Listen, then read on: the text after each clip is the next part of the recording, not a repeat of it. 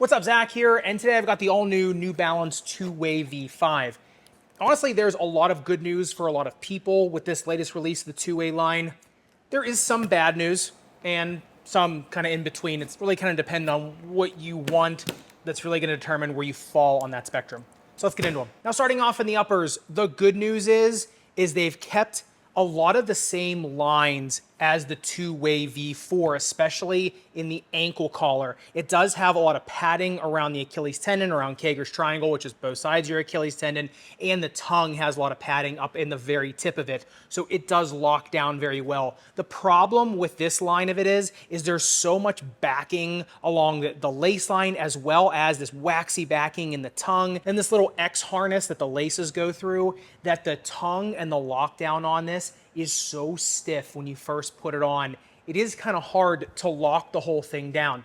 Now, heel slippage on this, if you use the runner's knot or not, just the apex eyelet, really is kind of mild to moderate, really does not change with the runner's knot. Now, it does change once the shoe breaks in. Thing is, the shoe takes a day or two to break in, right? It's not just you can play in it for 45 minutes and then the shoe is broken in the ankle collar. Now, it is not uncomfortable by any means, but it just, in terms of getting that runner's knot to actually do something for you, does take a minute. Now, like I said, with these things being not uncomfortable, honestly, you go into the tongue, you get 2 layers of padding, into the forefoot. If you look at it on the microscope, it's a lot of textile weaves in there, and that TPU is kind of underlaid. It's kind of underneath of it.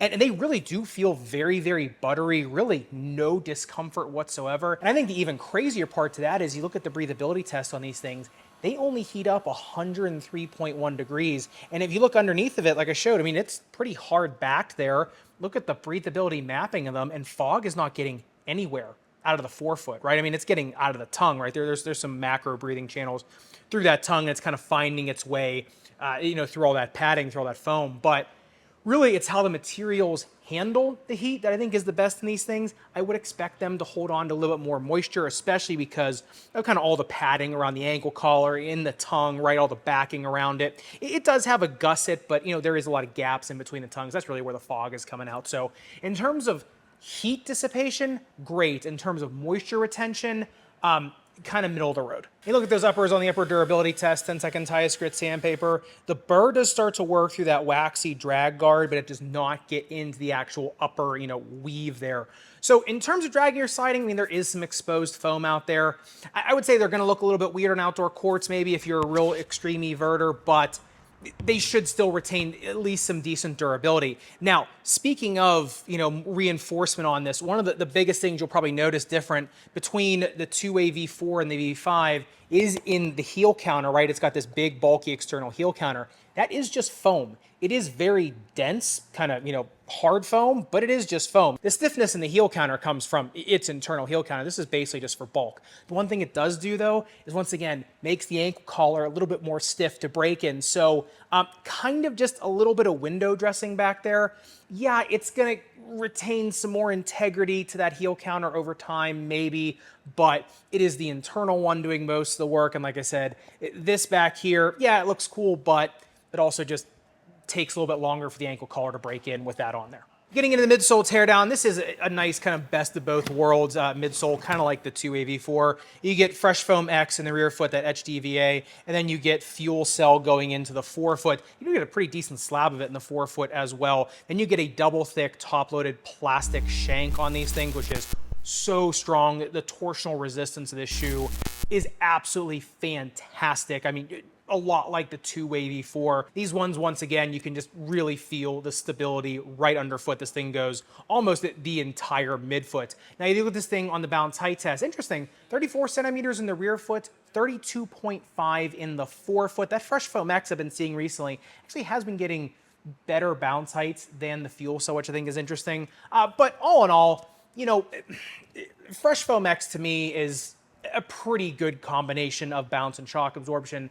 Fuel Cell to me is more of kind of like just a lightweight, more, kind of nimble, bottom light feeling foam. So putting them together in this model, I do like that contrast versus the Fresh Foam BBV2. And if you want that full bed of Fresh Foam X, you can kind of go there for it. Now, getting into the outsole tread, this was the one thing I actually thought was a big improvement on the two-way V4. I do really like this kind of quasi bullseye pattern in the middle and that bullseye pattern that the Fresh Foam BBs have. Then they also have a wave pattern that encases that in the forefoot, then it's more those bullseyes in the rear foot.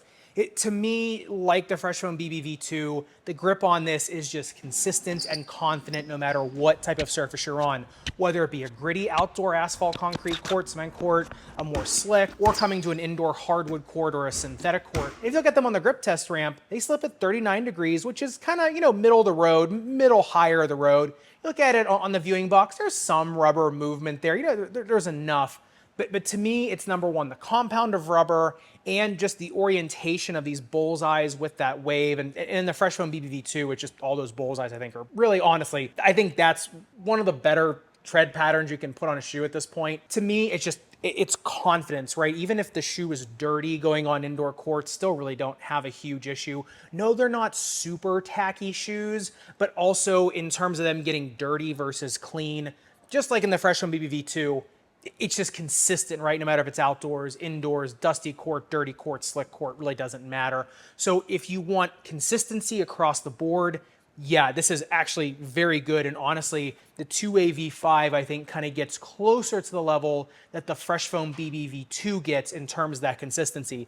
The V4 with this quasi herringbone, right? It had, pretty shallow angles on the treads. It was good, but it wasn't as consistent, as the BB V2, whereas the 5s, like I said, kind of get more to that level. And speaking of that grip and traction, look at this thing on the speed ratio. Comes in at a 2.19, shank score of 0.3, very well earned, brings it up to a 2.49. And yeah, I think that's kind of where they belong. The shank on these things, I think, is doing a large majority of the work in terms of the feelings of snap in the shoe.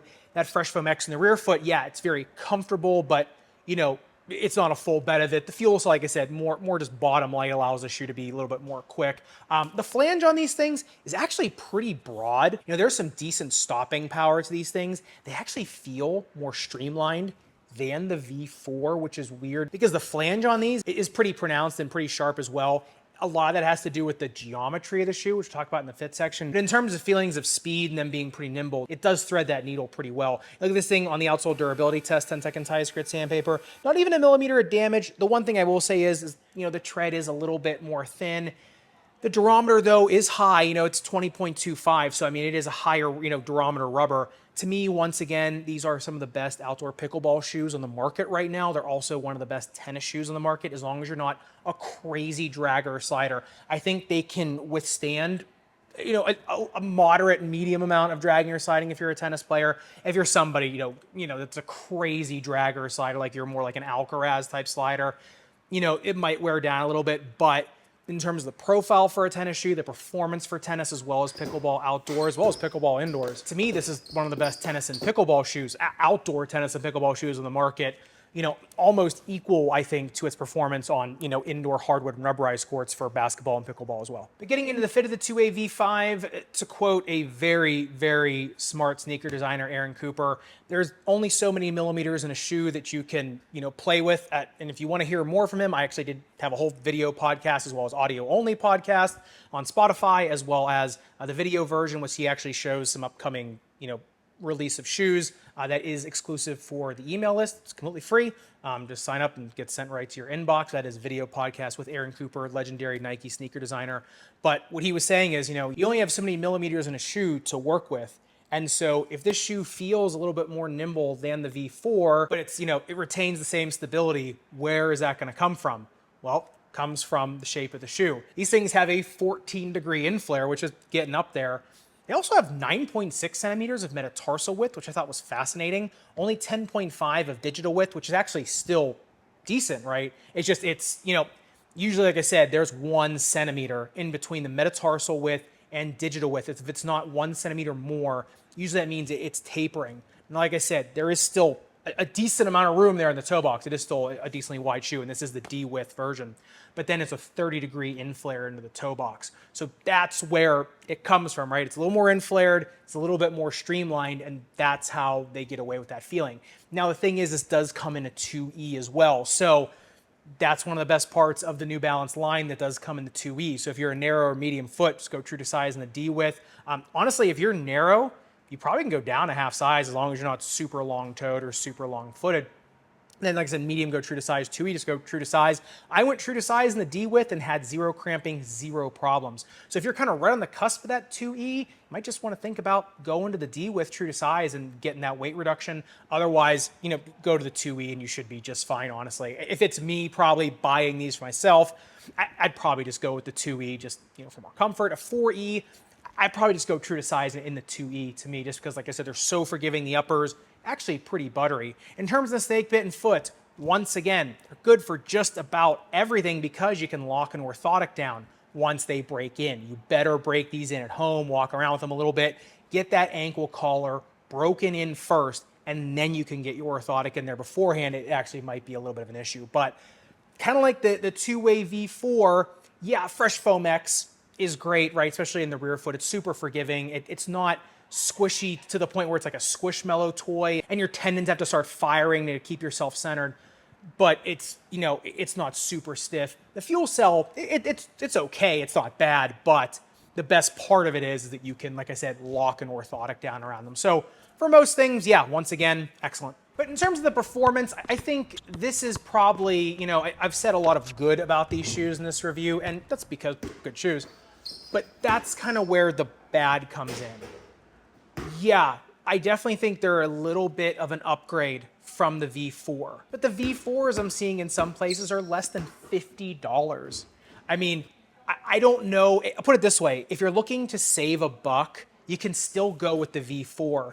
And the performance is pretty similar. Yeah, these ones a little bit more nimble, a little bit more speedy, just a little bit more snappy, right? They're just kind of upgraded just in, they're small upgrades in just about every category, and it just takes a while longer to break in. The comfort is pretty much the exact same. In terms of their performance, once again, in terms of an all-around basketball shoe, I know they say this is for positionless play, and that actually is a really good marketing line, but it is the truth. They just do everything so incredibly well, from crash landings, having to go up for layup after layup after layup, right, for repeat rebounds, the thickness of the shank, the fact that it's top-loaded, the fact that these do not feel super bottom heavy and they don't feel super bulky either.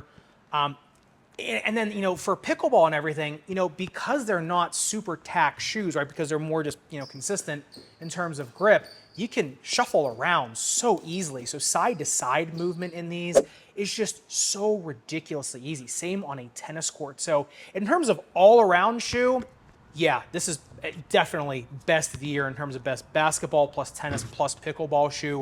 One shoe for every surface, for every sport you might be playing on a court, for sure. Are they the best basketball shoe out there? I think that remains to be seen for the next top 5 list. But, I really do like that New Balance basically just took everything from the V4 and just like I said, small tweaks.